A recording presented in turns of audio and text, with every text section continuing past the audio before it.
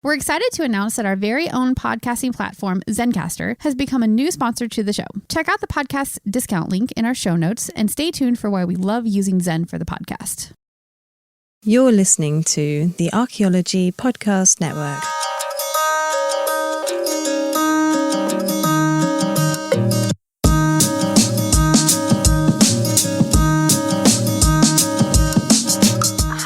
To another episode of Archaeoanimals. As always, I'm Alex Fitzpatrick, and with me, Simona Falanga. And today is, I'm going to say it, today I believe is a extremely Simona-centric episode.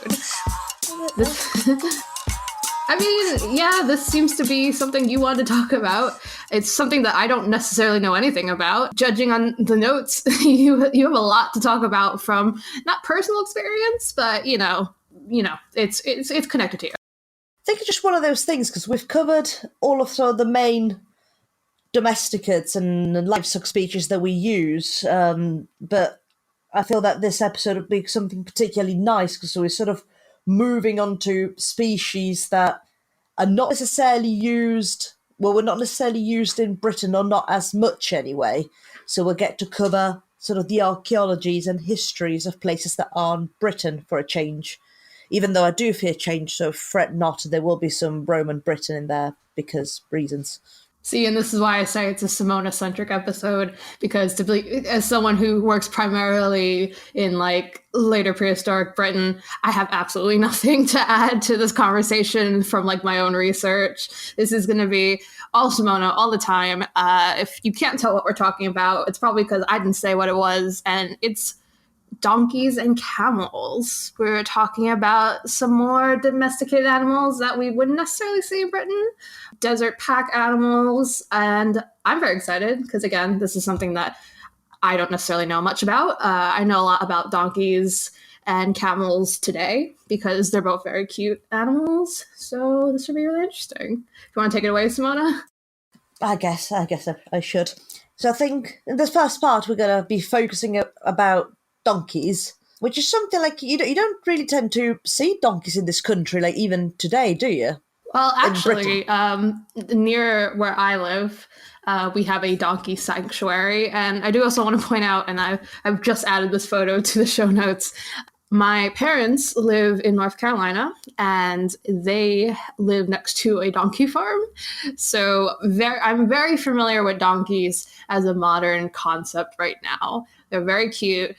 I posted on the show notes a very good picture of a donkey with their head on top of a goat. So definitely check that out. That's basically as much of a experience I have with donkeys. Well, it is an excellent donkey right next to an excellent goat. Look, the thing with donkeys is something that I'm used to myself. I'm originally from Sicily, and donkeys do tend, or used to be anyway, not as much today, but they did tend to be a staple domesticate, and more on that later. But it's, I guess, speaking about Britain, you don't really tend to see them as much today, and the same is true for the past, because donkeys as a species are adapted to very rocky and dry conditions, so they don't really do as well in wetter climates, which is probably why you don't tend to find them historically in the UK as well. Although, I guess it's one of those things, because identified specimens of donkeys are rare in the British archaeological record, but that may not necessarily be because there weren't many donkeys on the islands. It may very well be a case that a lot of them were perhaps misidentified. I mean, if you're going through an archaeological assemblage and you find an equid-looking bone, is donkey going to spring to mind? Yeah, definitely not. I mean, I actually, when we decided originally to do this episode, I had to look up what donkey bones looked like, because that was the first thing I thought of was I don't think I'd ever be able to differentiate between a donkey bones and horse bones, especially as someone who doesn't necessarily deal with a lot of horse bones at the sites that I work on. So that's already a bit of a blind spot for me.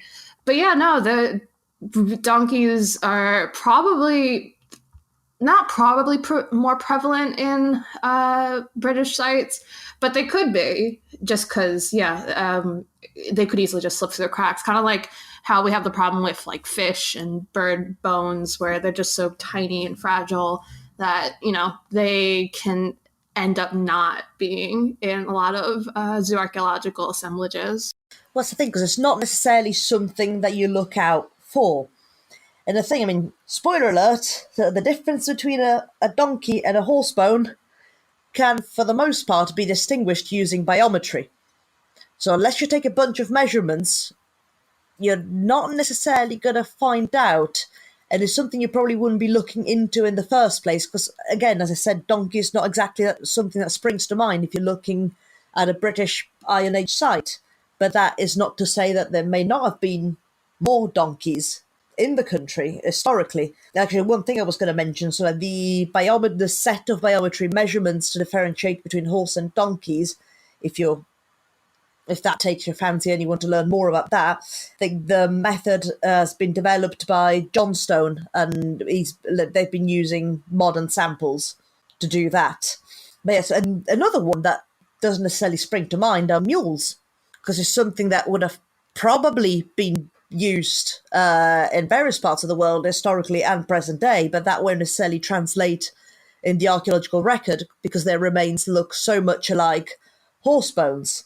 Actually, an interesting fact for those who are not aware, a mule, as many know, is a mix, is the hybrid between a donkey and a horse, but now it is called mule specifically when the male is a donkey and the female is a horse. So the other way around, where you have a female donkey and a male horse, is called a hinny.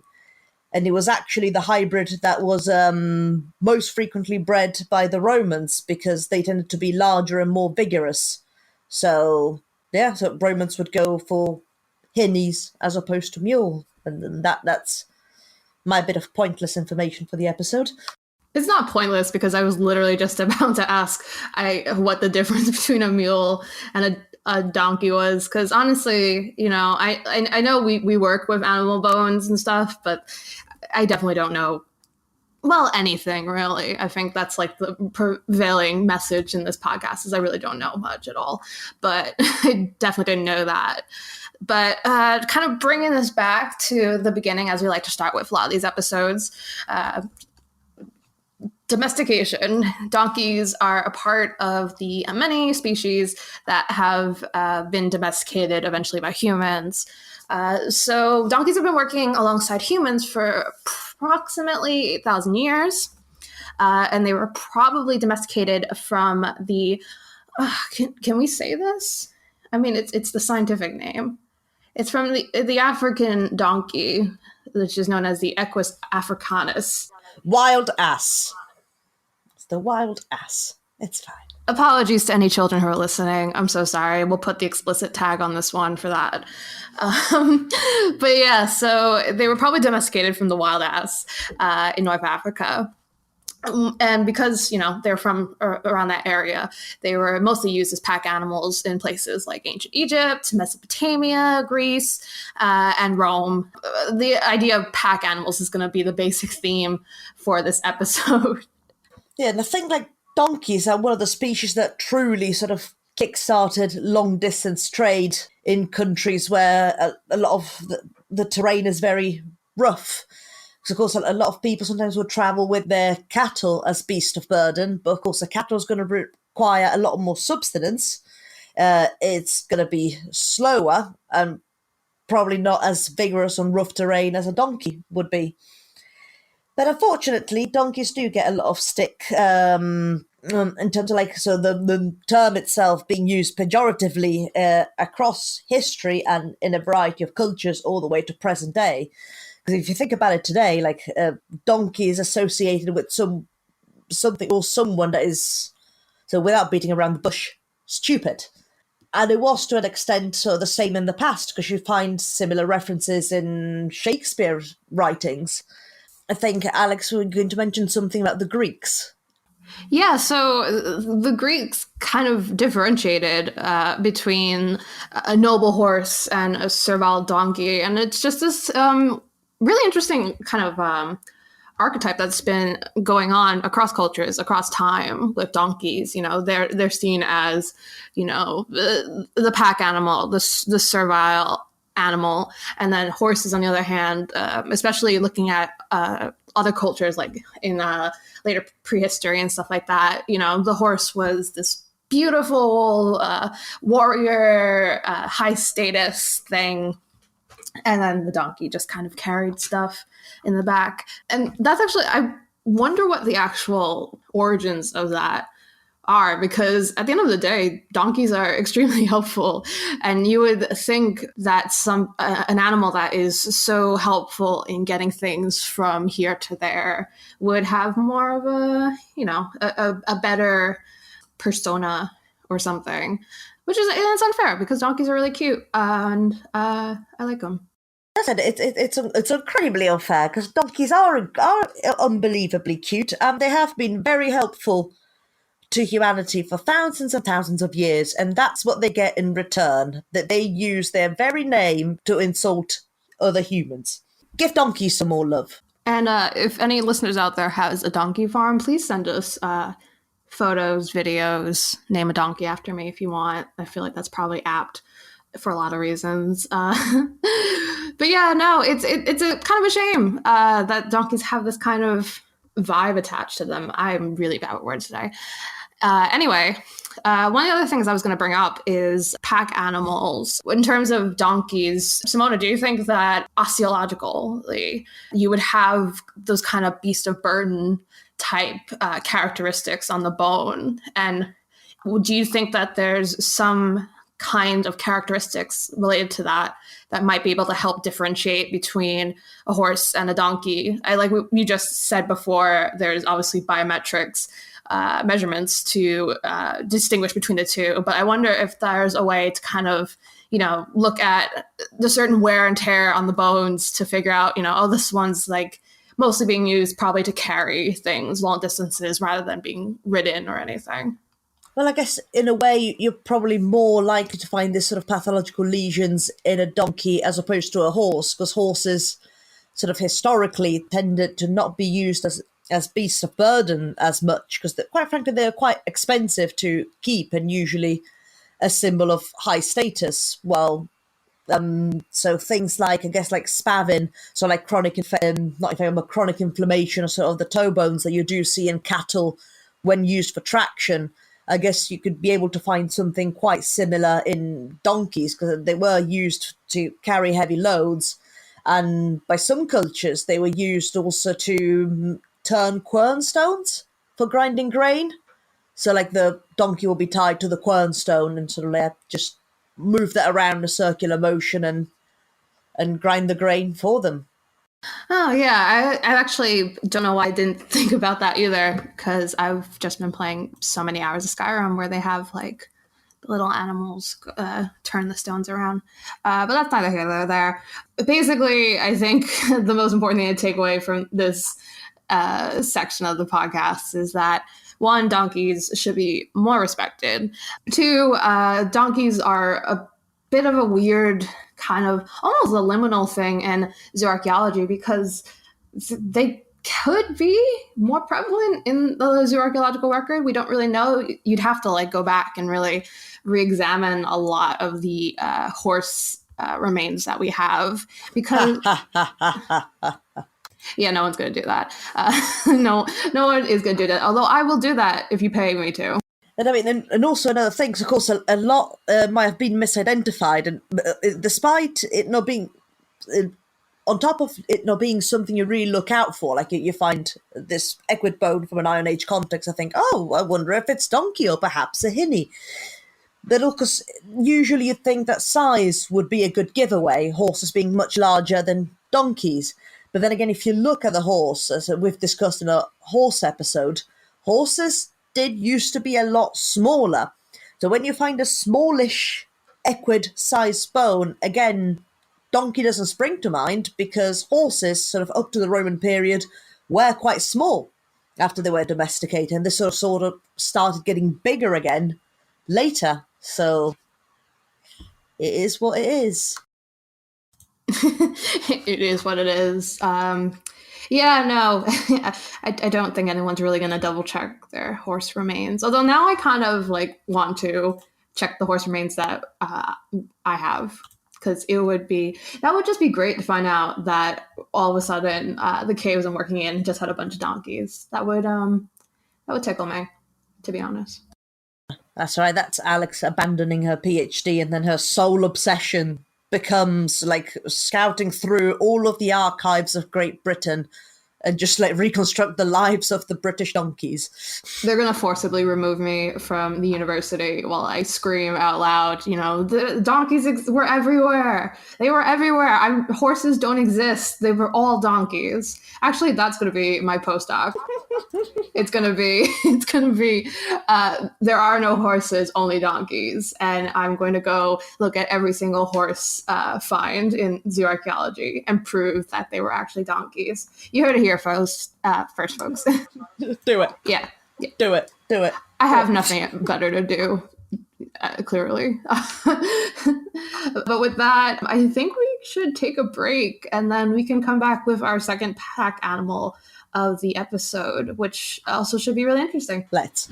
Chris Webster here for the Archaeology Podcast Network. We strive for high-quality interviews and content so you can find information on any topic in archaeology from around the world. One way we do that is by recording interviews with our hosts and guests located in many parts of the world all at once. We do that through the use of Zencastr. That's Zencastr.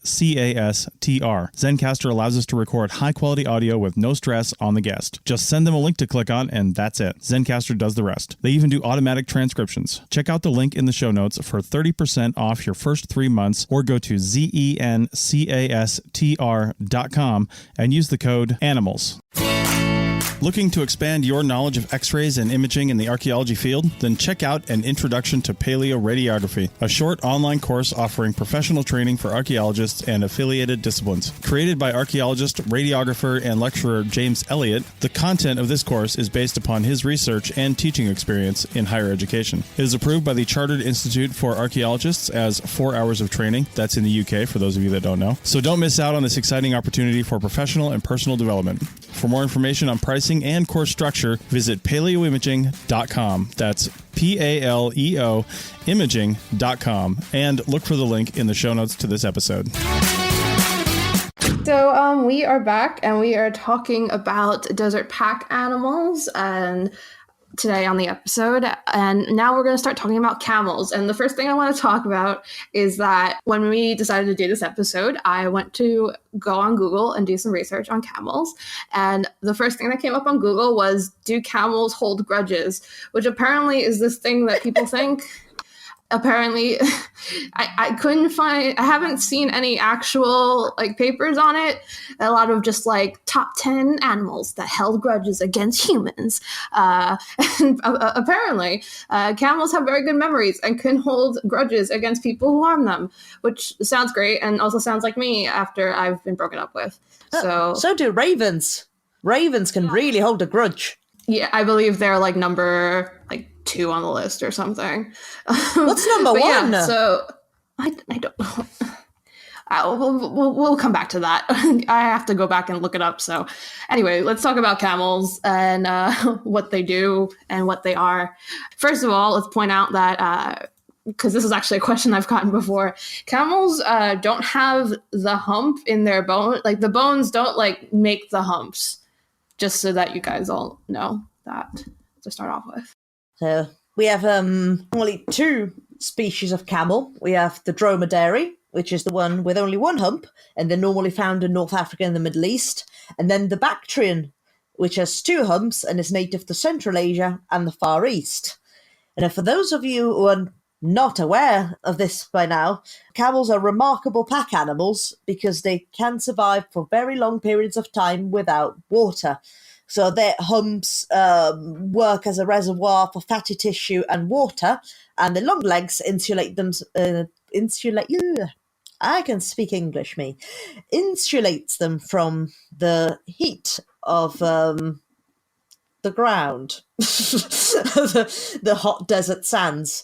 As far as we're aware, camels were tamed between 3000 and 2500 BCE. Likely this was initially for their milk, and it was only later that populations have realised that it's like, oh, this would make a great beast of burden too. Let's try that. And unsurprisingly, it worked remarkably well, and camels are still used to this day to carry people and goods. And it is also believed so that this shift sort of from camels being exploited for their milk to being used as beasts of burden either was a fact, a consequence, or a cause in the shift of economy from sort of hunter-gatherer to a herding economy.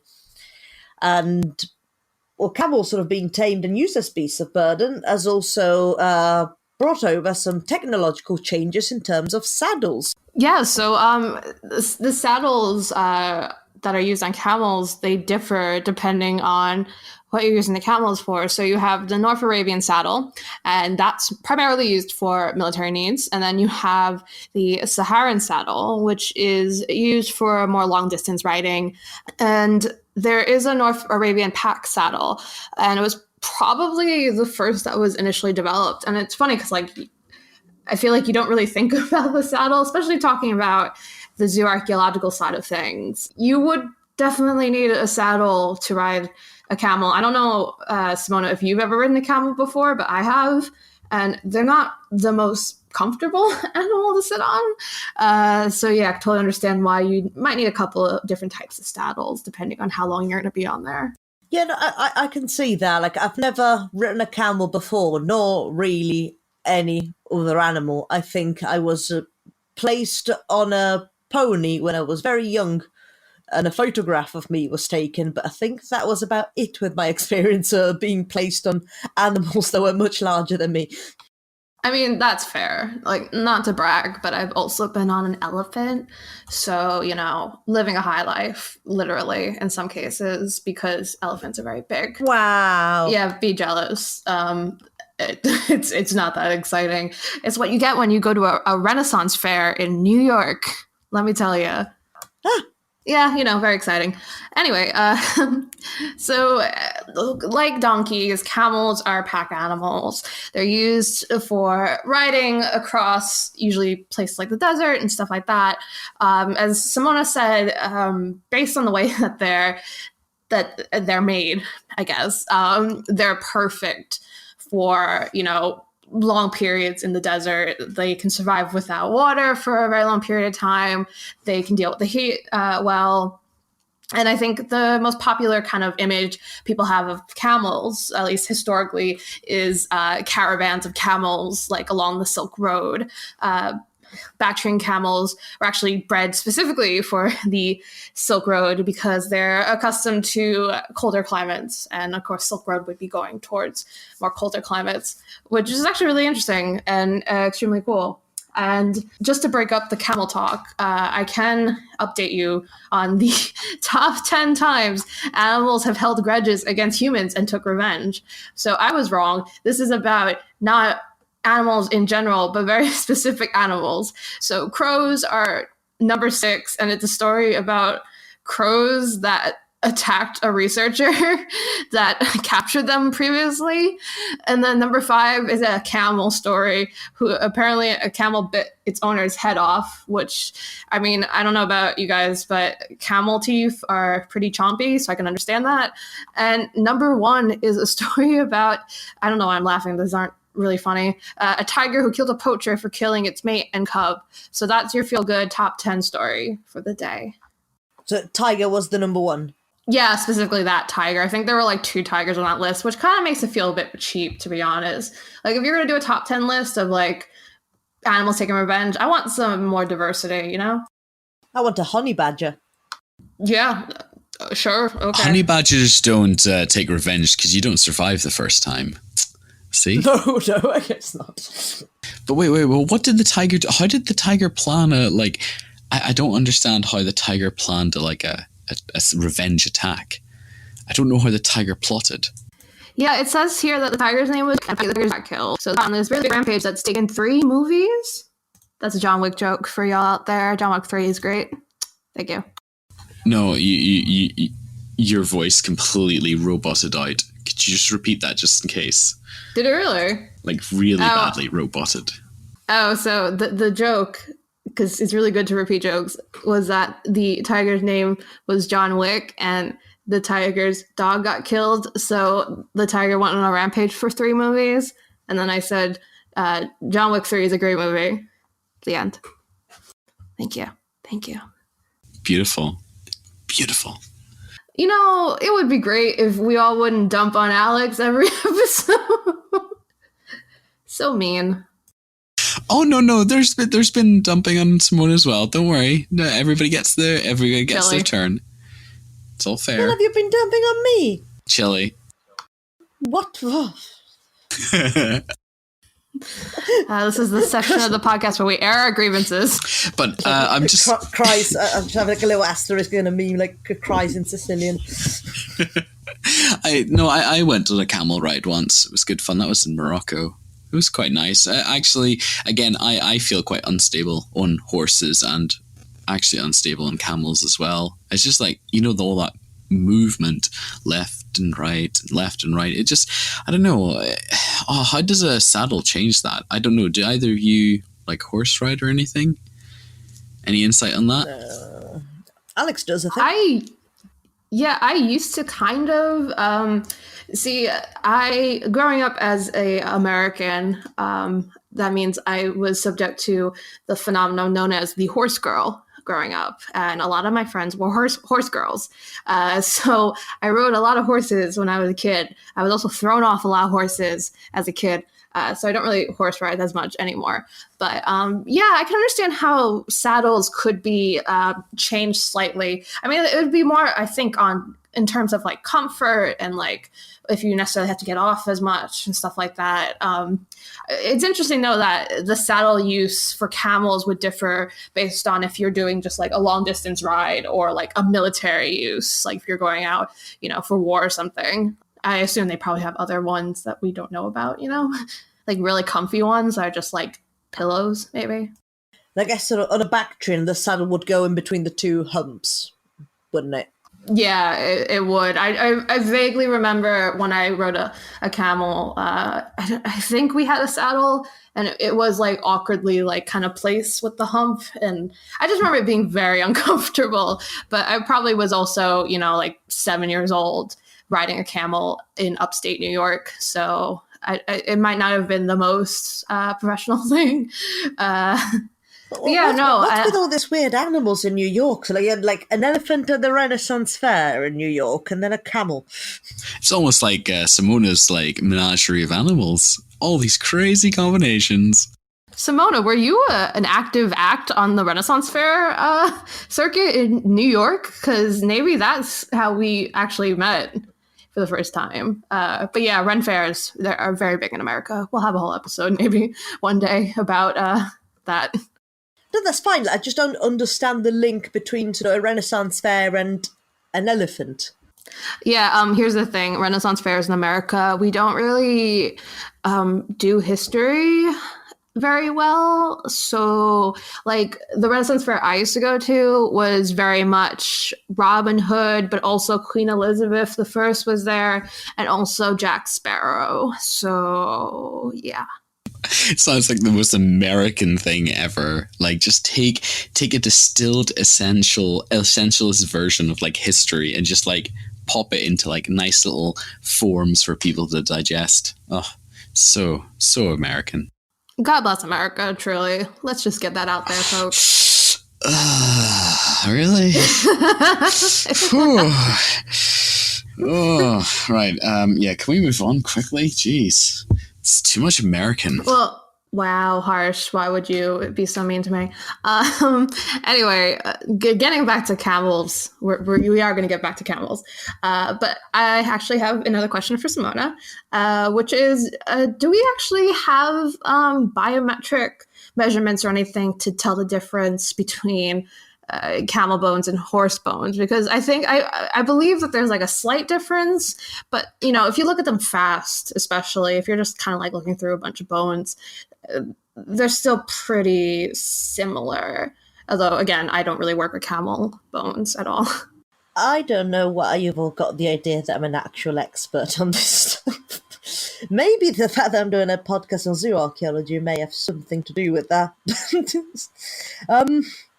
I don't know, in all fairness. I think sort of picturing like a camel versus a horse, I would imagine their limbs to be quite a bit longer, sort of proportionately, compared to horse, because like camels do seem to have incredibly long legs. But also, like, I'm not sure about any biometry data that's available. I'm sure there will be somewhere if a species is, renowned, and chances are there'll be some biometrical measurements for it somewhere. But I think morphologically you should be able to tell the difference between the two, because it's a different genre. You say it's a different genre, so they should be different enough. Of course, one being an equid and the other being a camelid, or camelid, or however you pronounce it. Again, brilliant English this evening. So yeah, I think morphologically they should be distinguishable enough, and definitely at the cranial level, and that's a no-brainer really, in terms of like a sort of cranial bones and teeth especially. Yeah, true. Again, like I said, I don't necessarily work with camels. I do know, the cranium in a camel's a bit more elongated, a bit, to be honest, I always tend to think that camel skulls look a little bit more close to, say, like a red deer than a horse.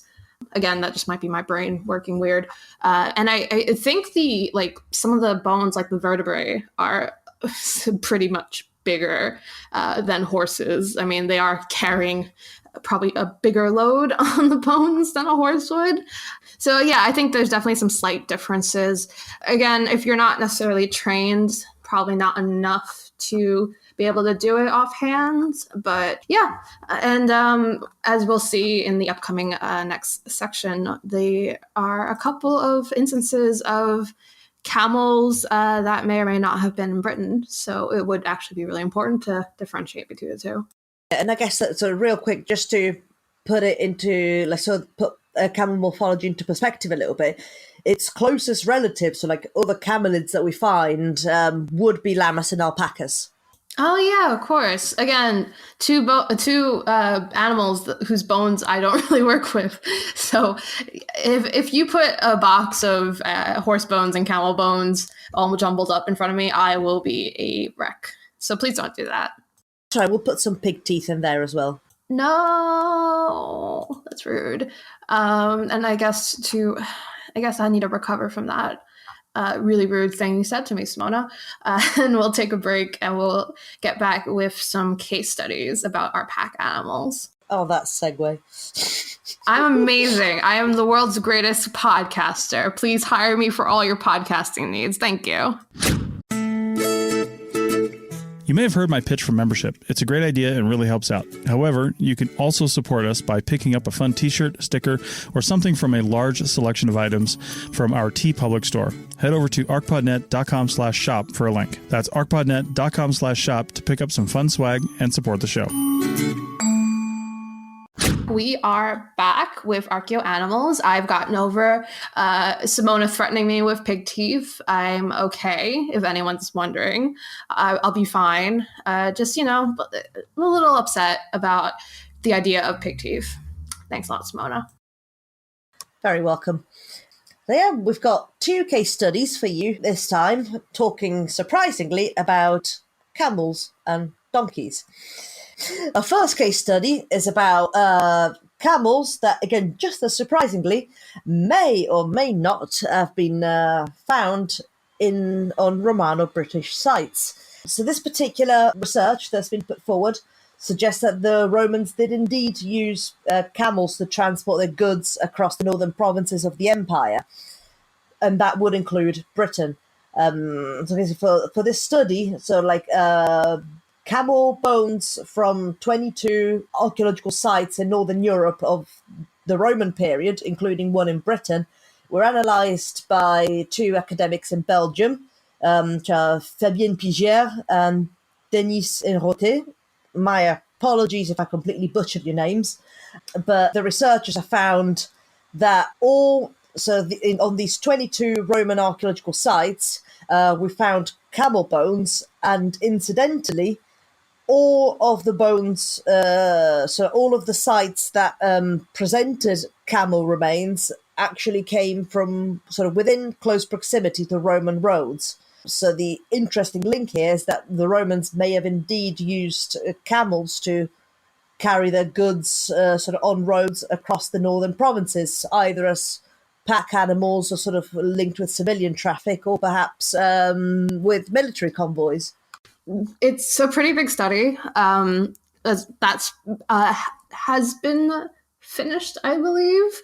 And as Simona said, they were probably, used as part of the military, as some sort of mascots by Roman soldiers. And it's also possible that they could have just been kept by rich landowners as curiosities, which is something I'm extremely interested in as someone who likes the idea of kind of the zooarchaeology of just randomness, in terms of like, we didn't use this animal for food or for material. We just had this animal because, hey, it looked cool, which I don't think gets enough,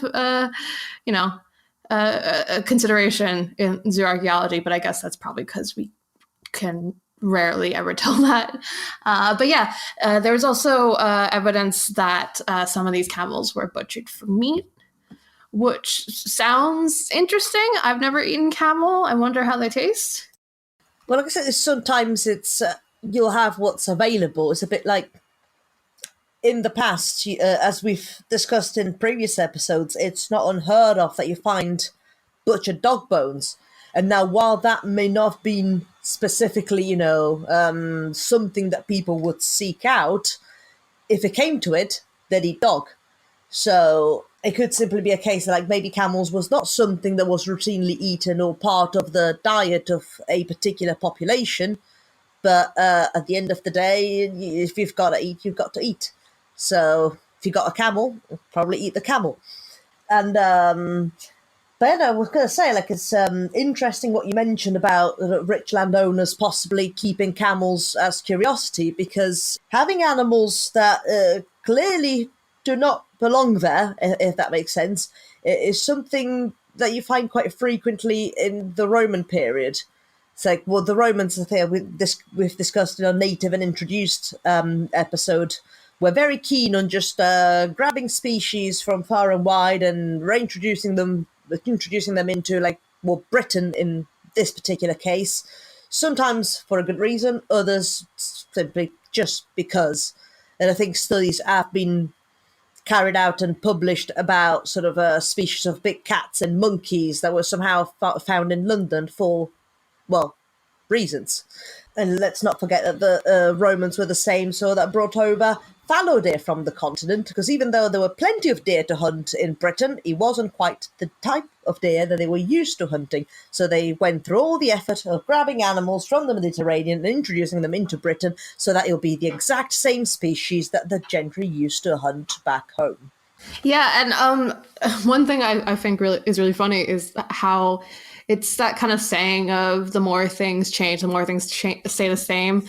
And that it's just that you're still seeing people take, quote unquote, exotic animals and putting them in places that they shouldn't be. For example, my hometown, when I was a teenager, and the guy who got arrested because he had a boa constrictor and an alligator in his house. I can't remember if that's the same guy who would menace people with chainsaws, but yeah. So Romans and this one guy in my hometown, clearly the same thing. Well, because at the end of the day, like, people are people, for the lack of a better way to put it, because at the end of the day, sort of the human condition has remained the same across the centuries, as we all have sort of the same desires. We all get bored, and sometimes we all just do things because we can. I'm deep like an ocean this evening. Yeah, clearly. I didn't mean to get into a very philosophical kind of thing, but I do enjoy, I think it's something that a lot of people who work in archaeology enjoy, is just kind of seeing stuff that humanize is not the right word, but I think it's the closest word I can think of right now. The past, and you forget sometimes, especially I think if you're not necessarily always looking at past remains like archaeologists do, you can like see stuff in a museum and be like, oh, that's like a different planet almost, like it's so long ago. But like people really don't change. They're interested in weird stuff like we are. They want to keep camels because they look cool. I'm sure a lot of people were like, oh man, that thing has 2 humps, we're going to keep it. So, it's not always about what can we do with this animal that will get us sustenance or material to make other things out of. Sometimes it's literally just, this thing is really cool, we're keeping it. And like, can you blame them? I would probably keep a camel if Romans were walking by my house using them as pack animals. I mean, it's one of those things, like people have always been sort of the same in many aspects, with their own thoughts and feelings and just whimsical acts of randomness. It's a bit like you then go and find like the oldest piece of writing in human history, and then you realise it's a your mum joke. I mean, let's be real. Past memes, great memers in the past. But I think moving on from camels, we'll go to our second case study, which I hate to put this all on you as my own personal beast of burden, Simona, but it is about Sicilian donkeys. So yes, like the podcast martyr, all this pointless, very uninteresting information that I just can't help but sharing.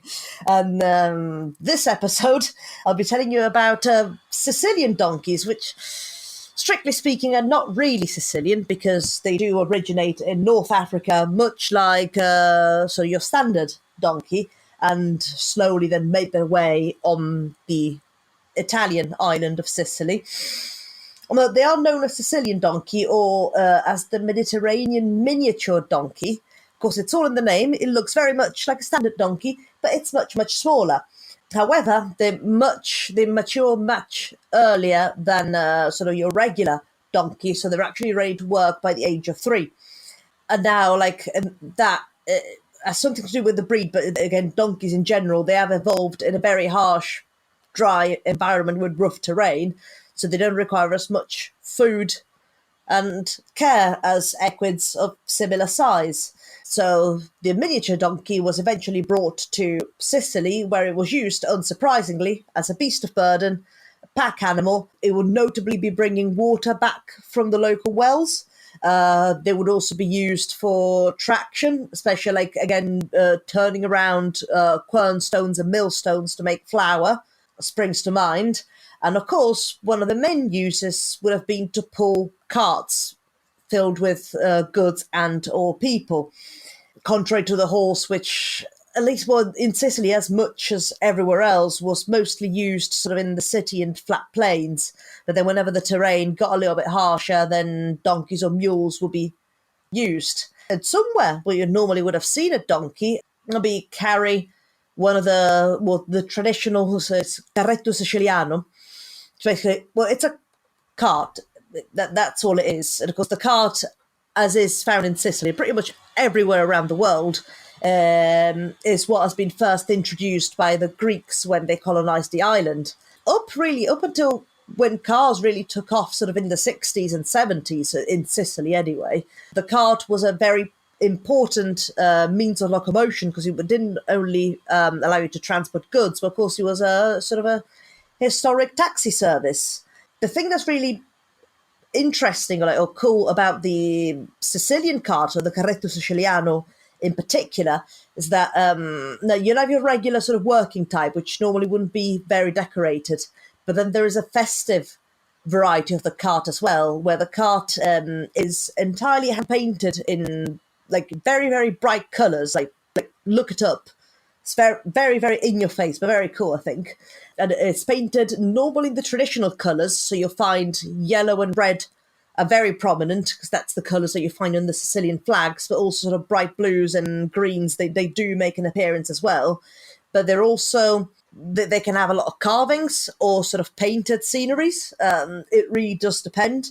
But they do tend to prominently feature scenes from Sicilian history and folklore, as well as really intricate sort of geometrical designs and floral designs, as you may have seen if any of you are familiar with sort of Sicilian maiolica ceramics, sort of again, which features like similar designs and very bright colours, and the cart looks very similar to that. So here's a bit of the strictly non-zoo archaeology information about Sicilian carts. Yeah, no, actually, it's funny because even though obviously I don't know if you can tell based on the accent, I'm not Sicilian. To be fair, you can't tell. But having grown up sort of based on the accent, so that's valid. But growing up in New York, have I mentioned, by the way, that I'm from New York? Yeah, on this podcast. No, where are you from? But growing up there, where there's a lot of Italian Americans and Sicilian Americans, like in my neighborhoods and stuff, I didn't know about the Sicilian donkeys, mostly because they were painted on pizzerias, like all over the place. So, of course they were.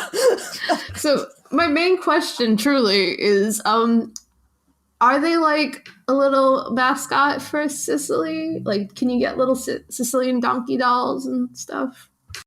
Not sure about dolls, but you do. I think a lot of the souvenirs or like a touristy sort of knickknacks, the donkeys are very prominently featured in there. Surprisingly, geckos as well, because geckos, I think they're seen as a lucky animal, at least like I think more prominently in the Aeolian Islands, sort of the small archipelago of volcanic islands sort of in the northeast. So an archipelago, the smaller island's part of a bigger island. I think like the gecko features prominently in there as well. But I think you do get donkeys a fair bit. And well, horses, because I think in a lot of them sort of like touristy souvenirs, you do find sort of like little miniature carts that you can buy and take home, but they do tend to be horse-drawn as opposed to donkey-drawn. I think that the festive ones, I think you'd use horses over the donkeys just because, again, that stereotype, noble horse, which, by the way, the horses will also be very brightly adorned, and thankfully the animals don't get painted on or anything weird. It's just the bridles, if they call the bridles, and they get sort of a feathery hat, and it's all very bright and colourful. Yeah, I now I'm thinking about it. There's a very, very strong connection between Italian American things and donkeys. And learning about this has been great because now it explains why that was such a prevalent thing.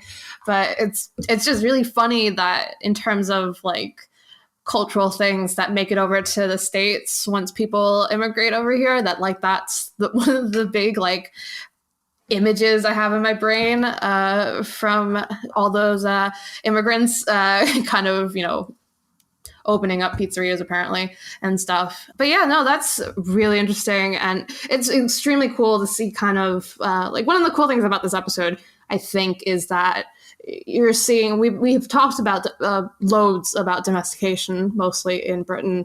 And it's interesting to kind of turn our perspective to other places where they are obviously still domesticating animals, but because of what the regions are like and what people need there, what the climates are like there, you're going to have to domesticate different animals to do somewhat similar things that other animals are doing in other places in the world. Oh no, absolutely. The thing now, it's been fun to do the research for this episode because all of my archaeological knowledge is very much Britain-based, because I've done sort of like all the archaeology courses I've done were in Britain, and of course all of my work experience in archaeology has been in Britain. That meant that I didn't really get a chance sort of to look elsewhere in the world, and most importantly perhaps for myself, I've not really had a chance to look sort of at what the archaeology is like back where I'm from.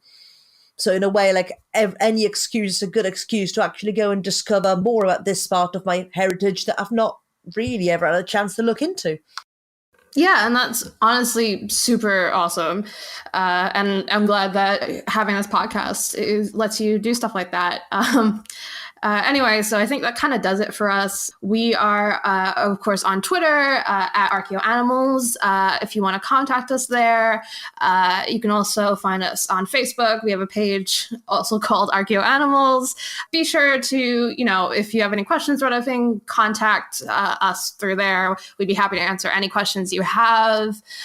Please also share our episodes. It always helps to have new listeners. And thanks to the listeners that have been listening since day one. That is wild. I don't know why you would do that, but we are very, very thankful. And I have a note here that says thank you to Tristan. I don't know who that is, but apparently he's a producer. So apparently we're supposed to thank him, but I don't know who that is, so I won't do that. And to end the episode, I'm going to do my best impression of Shrek saying donkey. So, donkey. See you next episode, guys. That was awful. Donkey. Donkey. Donkey.